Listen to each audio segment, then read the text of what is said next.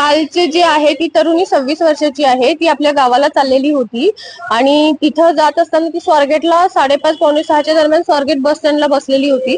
तर तिथे हा आरोपीने येऊन तिच्याशी ओळख करून घेतलेली आहे आणि गोड बोलून तिला विचारलं की ताई तू कुठं चाललेली आहे वगैरे.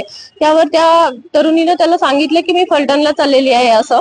तेव्हा तो म्हटला की अरे ती फलटणची बस तर तिकडे लागलेली आहे म्हणे, रात्री लेट झालेली बस अजून आहे, तर तू चल लवकर, मी तुला त्या बसमध्ये बसवून देतो म्हणे, पटकन जायचं होईल तुला.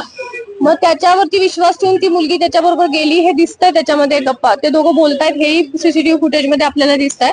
बसमध्ये अंधार पाहून तिनं हा प्रश्न केला की बसमध्ये अंधार कसा काय आहे, तर त्यावर त्यांना सांगितलं की रात्रीची बस आहे, लेट झालेली, लोक झोपलेले आहेत म्हणून त्याचा अंधार आहे, दिवे बंद केलेले आहेत, तू वर चढ आणि टॉर्चनं चेक कर, लोक आहेत त्याच्यामध्ये, असं गोड बोलून त्यांना ती त्या गोड बोलण्याला बळी पडून ती वरती चढली आणि टॉर्चनं पाहायला लागली. परंतु मीनवाईल हा वरती चढला, त्याने दरवाजा लावून घेतला आणि तिच्याशी तो अतिप्रसंग केलेला आहे.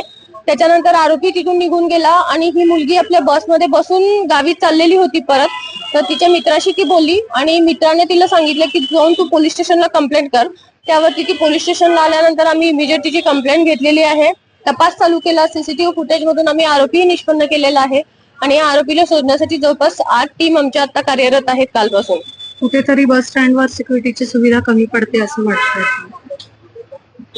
बस स्टँडची सिक्युरिटी आहे त्याच्याबद्दल आम्ही तपास करू आणि पोलिसांकडून तिथं पेट्रोलिंग लावलेलं असतं. 2 महिलाही रात्रीच्या तिथं ठेवल्या जातात की ज्या लेडीजला येणाऱ्या जाणाऱ्या मदत करतील असं.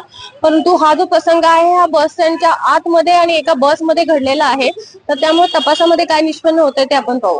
काल ही घटना खरं म्हणजे पहाटे घडलीये, पण तिथे कुठेही याची वाच्यता झालेली नव्हती. ते आजच आम्हाला थोड्या वेळापूर्वीपर्यंत समजलं आणि आम्ही तुमच्याशी संवाद साधलाय.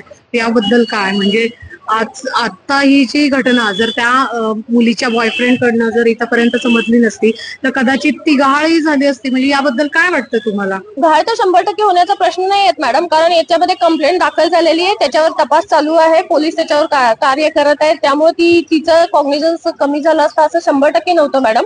परंतु कसं असतं की काही वेळेला मुलींचा पण विचार करावा लागतो. तिच्या घरच्यांचंही हे म्हणणं होतं की आमची मुलगी अनमॅरिड आहे, त्यामुळे ही गोष्ट कुठं कळली नाही पाहिजे.